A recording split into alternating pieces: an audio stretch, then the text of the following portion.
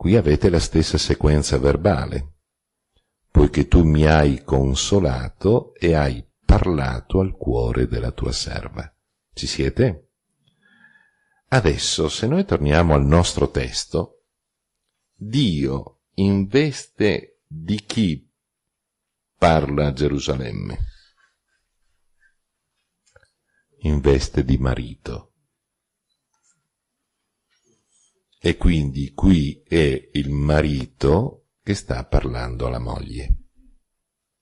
Dio ha assunto questo ruolo nei confronti di Gerusalemme.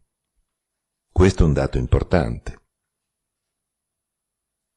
Gerusalemme ovviamente in questo caso è una espressione figurata per dire il popolo ebraico in esilio.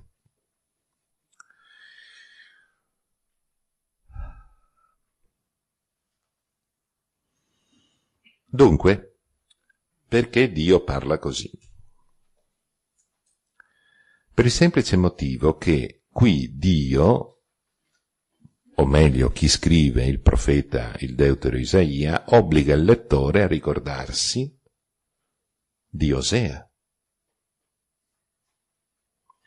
In altre parole, in questa espressione noi troviamo più o meno una cosa di questo genere.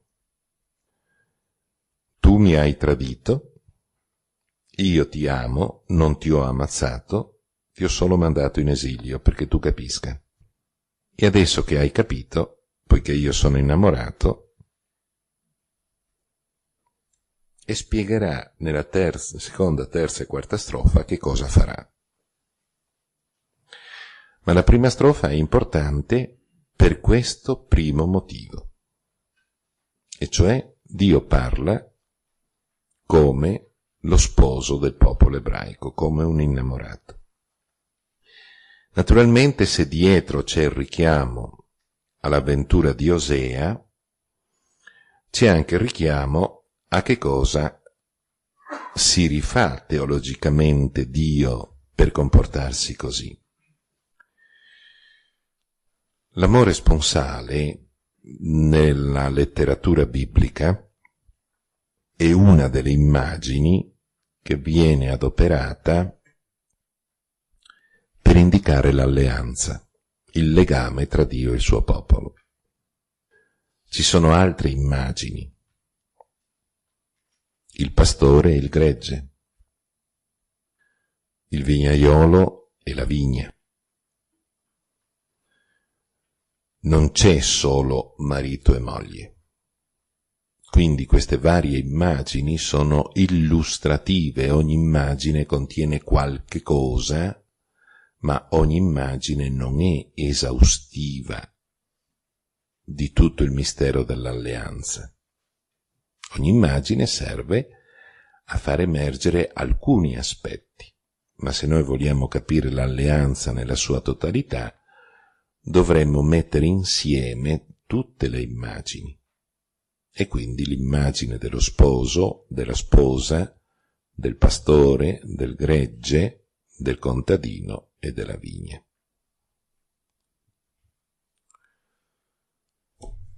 L'alleanza richiede fondamentalmente fedeltà, ma anche richiede trasparenza, verità.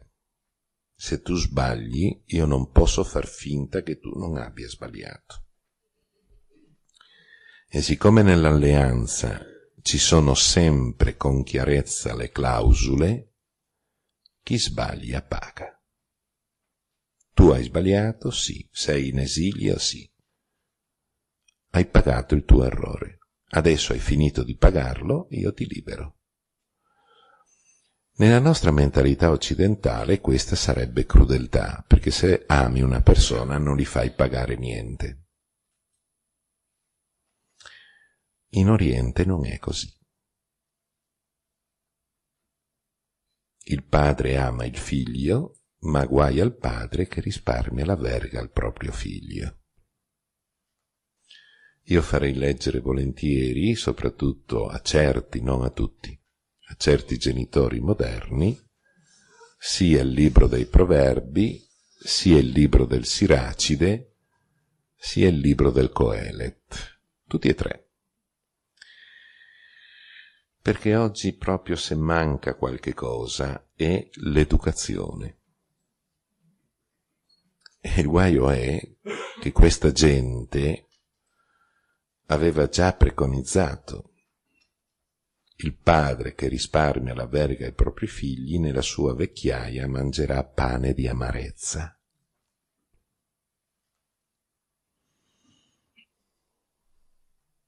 Non si tratta di picchiare nessuno, ci mancherebbe. Si tratta di inserire dentro nella persona il senso del contenimento. La persona non deve aspettare che altri la contengano. Deve essere la persona capace di contenersi. E allora avremo come risultato una cosa simpatica. Invece che 250.000 leggi, ce ne bastano come tutti gli altri popoli civili sui 100.000. 150.000 sono in più. Più leggi abbiamo e meno formazione educativa abbiamo. Perché la legge subentra quando il tessuto sociale non si accorda. Se ci sono valori condivisi, non occorrono le leggi. Le leggi nascono quando valori non sono condivisi. Bene, nell'alleanza dunque troviamo questo dato che per noi è leggermente poco simpatico, e cioè chi sbaglia paga. Il deutero Isaia appartiene a questa mentalità, ma fino a un certo punto poi capiremo il perché. Ma dice, se nell'alleanza ci sono le clausole per cui chi sbaglia deve rendere conto dell'errore che ha fatto, quando ha pagato, i rapporti tornano come erano all'inizio. Il deutero Isaia sta in qualche maniera mettendo le premesse per capire che l'esilio sta terminando. Questa sensazione, perché il deutero Isaia ce l'ha? Perché è riuscito a capire che l'esilio sta per finire? Perché il Padre Eterno gli ha fatto una telefonata? Ma per l'amor del cielo. Sono successe due cose importanti. La prima cosa importante la trovate testimoniata dalla scuola deuteronomistica. Quando Nabucodonosor porta via tutta la popolazione ebraica dagli artigiani in su, lasciando a casa solo i contadini, lascia a casa tra i contadini i Leviti, e Nabucodonosor non se n'è accorto. I Leviti appartengono alla classe sacerdotale e una classe culturata. I Leviti, storicamente, non biblicamente, ma storicamente discenderebbero dai sacerdoti del Regno del Nord, i quali nel 722 sono scappati di notte a tamburo battente quando le truppe assire hanno devastato la città di Samaria e quindi hanno messo fine al Regno del Nord. In una notte scendono giù, i sacerdoti di Gerusalemme li accolgono, li ospitano, li fanno diventare sacerdoti del santuario di Gerusalemme, ma li declassano. Da parroci che erano, li fanno diventare cappellani vita natural durante. Questi sono i Leviti. Questa è l'origine storica. La Bibbia dice no, sono discendenti della tribù di Levi, Tio Tao, sì, bravo. Però tu mi spieghi perché i sacerdoti di Gerusalemme pontificano 365 giorni all'anno, mentre i Leviti devono arrangiarsi a mantenersi e hanno il compito di adempiere le loro funzioni cultuali solo una settimana all'anno.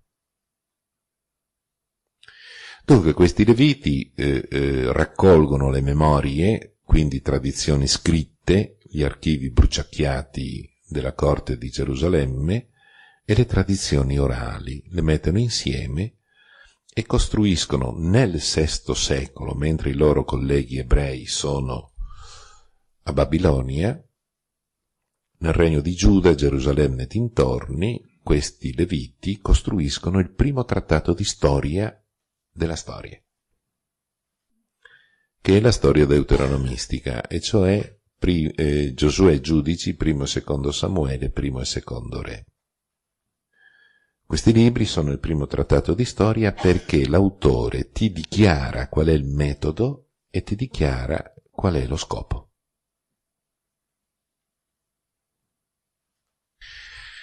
Noi fino al VI secolo abbiamo annali.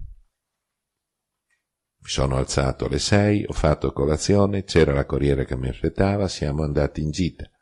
Siamo andati a Venezia, abbiamo visto la Madonna delle Grazie, la Cappella di San Marco, il Teatro di Collaoni, la Chiesa della Pietà. Siamo tornati a casa, erano le 10 di sera, ho fatto la doccia, ero stanco ma contento e sono andato a dormire. Questo è un annale, appartiene al genere letterario degli annali, cioè ti racconta i fatti in successione cronologica, senza darti né un perché quel fatto è importante o meno, e senza dire qual è lo scopo del perché scrive.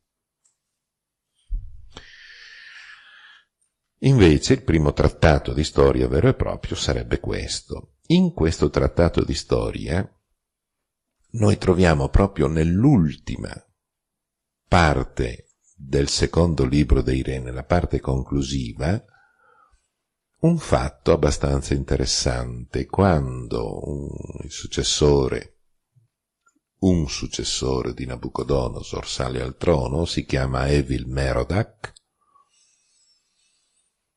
fa la grazia al re di Israele che era prigioniero nelle carceri babilonesi.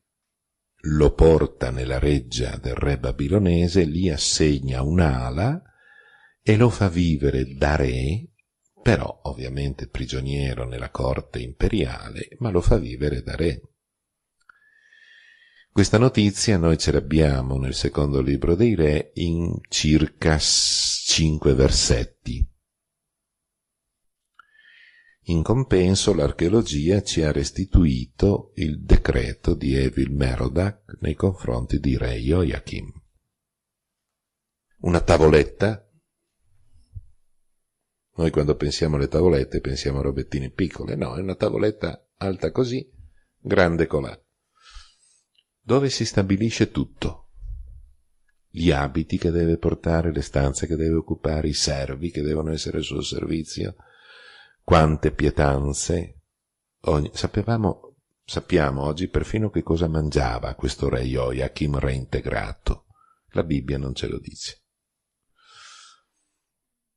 Questo fatto è molto importante e Isaia, il deutero Isaia, ha beccato subito l'importanza.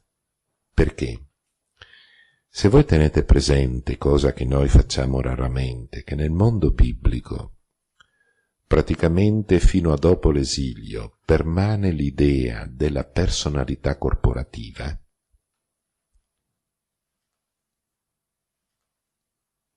popolo ebraico è una cosa sola. La nazionale di calcio italiana è l'Italia. Se perde la nazionale, perde l'Italia. Il popolo ebraico è una cosa sola con il suo re. Se il suo re viene liberato, significa che prima o poi Dio libererà anche il popolo. E il deutero Isaia coglie al volo questo dato. Appena Evil Merodach fa il decreto di liberazione, Isaia fa 2 più 2 4. Ma non solo, c'è un secondo motivo. Noi pensiamo che i profeti siano tutto il giorno a dire rosario. Scordatevele. Sono uomini che leggono Corriere della Sera, Repubblica, Financial Times e compagnia bella. sono informatissimi su ciò che è la situazione socio-politico-economica della regione. Il deutero Isaia aveva capito che fra non molto Ciro, e lo dirà durante la sua opera, Ciro sarebbe sceso giù nella Mesopotamia e si sarebbe conquistato l'impero babilonese. Perché? Perché Ciro, durante gli inizi del ministero del deutero Isaia, aveva stretto l'impero babilonese in una morsa. La Persia, l'odierno Iran, aveva conquistato la zona nord e la Turchia, quindi aveva stretto in una morsa l'impero babilonese. Si sta un lampo a conquistare questo territorio, tanto più che i politici babilonesi erano simili a diversi nostri politici, incapaci, capaci di tenersi la sedia, ma non capaci di governare. Nessuno proibisce ad uno di tenersi la sedia, ma almeno che sappia governare. Questa era la situazione, e quindi per il deutero Isaia diventa molto facile vedere quello che sarà il prossimo futuro. La liberazione di Joachim è una specie di profezia attualizzata, cioè una profezia nei fatti, e la situazione militare di Ciro è una specie di avvertimento politico nei fatti. Se abbiamo capito come Dio sta parlando a Gerusalemme, ci chiediamo che cosa significa questo consolare, in che cosa si concretizza. Noi, quando parliamo di consolazione, in genere parliamo di vicinanza, di parole affettuose, di gesti delicati. Vediamo questo verbo nacham, linea 68, in che cosa consiste. E per cercare di capire il valore di questa espressione, noi facciamo lo stesso scherzo che abbiamo fatto prima per l'espressione parlare al cuore. E allora scegliamo un testo post-esilico, Giobbe, e scegliamo due testi dello stesso deutero Isaia per capire il valore di questo verbo. Partiamo dai testi del deutero Isaia, quindi partiamo dalla linea 74. E capite perché ogni tanto Don Renato non è sempre d'accordo nel leggere il testo in italiano. Perché in questo caso è stato tradotto bene, in quanto Nacham significa anche avere pietà. Però l'italiano che legge il testo italiano non può mettere insieme l'espressione avere pietà con l'espressione consolare. Se voi leggete il testo in originale, sia il testo che stiamo esaminando, sia il resto dei testi che stiamo citando, l'accostamento diventa facilissimo. Voi dite, ma come mai un verbo può avere un significato così diverso? Consolare e avere pietà. La risposta è semplicissima. Quanti vocaboli ha la lingua italiana? Circa 350.000 vocaboli. Noi, se viviamo una vita intera a studiare l'italiano, non le impariamo tutti.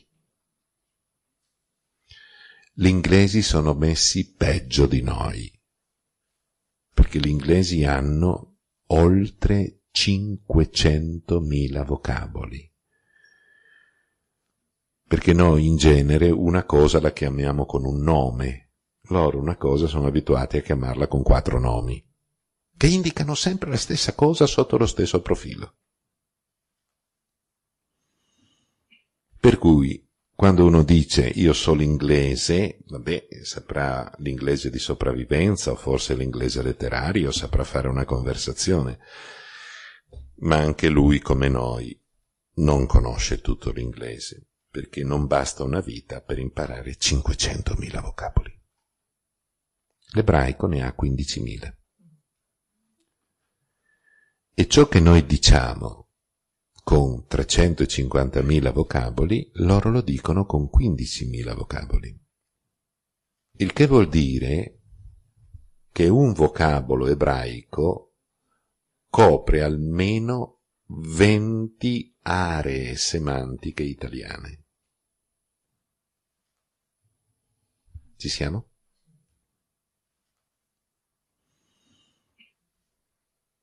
Davvero, linea 74, davvero il Signore ha pietà di Sion, ha pietà di tutte le sue rovine, rende il suo deserto come l'Eden, la sua steppa come il giardino del Signore, giubilo e gioia saranno in essa, ringraziamenti e melodie di canto.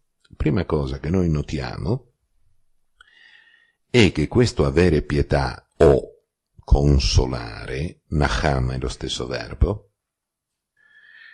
significa fare qualcosa di concreto, perché rende il suo deserto come l'Eden. Cioè Dio interviene perché ci sia un terreno fertile, un qualcosa che produca. Accanto a questo, il clima di gioia e di giubilo, per forza. Quando una persona che ha sofferto la schiavitù, la fame, l'insonnia, si trova con un terreno fertile, il raccolto è abbondante, si mangia a pancia piena, si dorme tranquilli